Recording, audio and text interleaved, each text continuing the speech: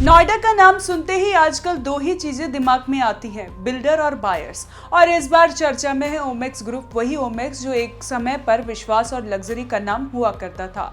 आज नोएडा अथॉरिटी के नोटिस और सीलिंग की जद में आ गया है। मामला सीधा है, पैसे जमा नहीं किए तो प्राधिकरण ने फ्लैट सीज कर दिए। लेकिन बात इतनी सीधी कब होती है?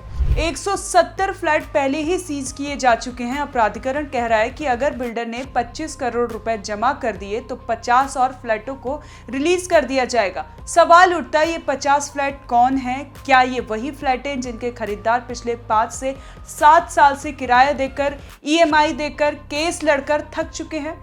कहने को तो ये कार्रवाई सख्त है, लेकिन जरा पीछे चलिए।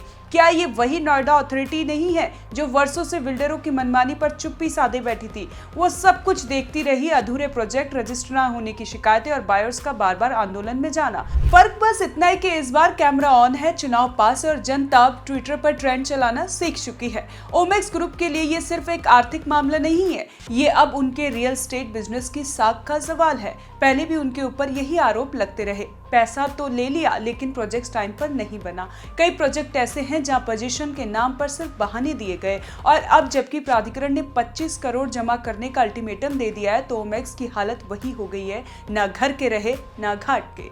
लेकिन असली कहानी तो उन लोगों की है जो इन फ्लैट के असली मालिक हैं। आम लोग जिन्होंने खून पसीने की कमाई से घर बुक किया था, सोचा था कि 1 साल में चाबी मिल जाएगी, लेकिन चाबी कहाँ मिली? कोर्ट की तारीखें, बिल्डर के कॉल सेंटर से रटा रटाया जवाब, अब ये सीलिंग का तमाशा ही मिल रहा है। इन फ्लैटों में कोई रिटायर्ड फौजी है, कोई स्कूल टीचर, कोई छोटे व्यापारी। इनके सपने अब दस्तावेज बन चुके हैं और उम्मीदें सिर्फ प्राधिकरण के नोटिस पर टिकी है। 25 करोड़ अगर ओमेक्स ने जमा कर दिए तो 50 लोग शायद चैन की नींद सो पाएंगे, लेकिन बाकी 120 फ्लैट उनका क्या?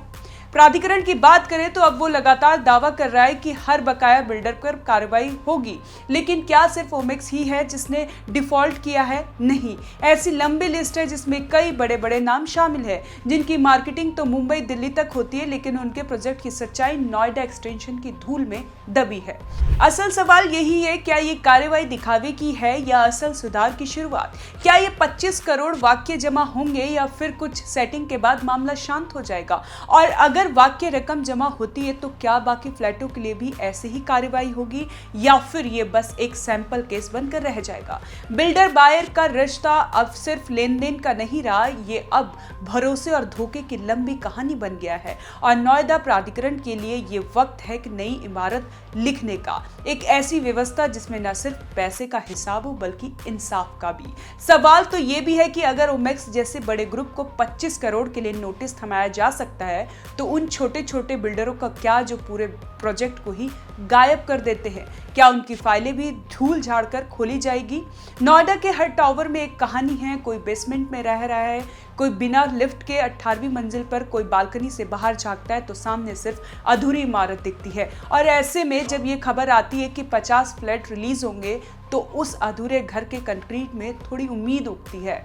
लेकिन उम्मीदों को जमीन पर लाने का काम सिर्फ बयान नहीं करते, इसके लिए सिस्टम को अपना किरदार निभाना होता है, बिना डर, बिना दबाव और सबसे जरूरी बिना सौदेबाजी के। अब देखना ये कि ओमेक्स इस बार किस रोल में दिखेगा, एक जिम्मेदार बिल्डर या फिर एक नया प्रेस रिलीज और अगली तारीख। जनता इंतजार में है और नोएडा प्राधिकरण अब कैमरे की निगाह में इस बार सिर्फ पैसे की नहीं, भरोसे की वसूली होनी चाहिए। तमाम ऐसी बड़ी खबरों के लिए आप जुड़े रहे हमारे साथ और देखते रहें गली न्यूज।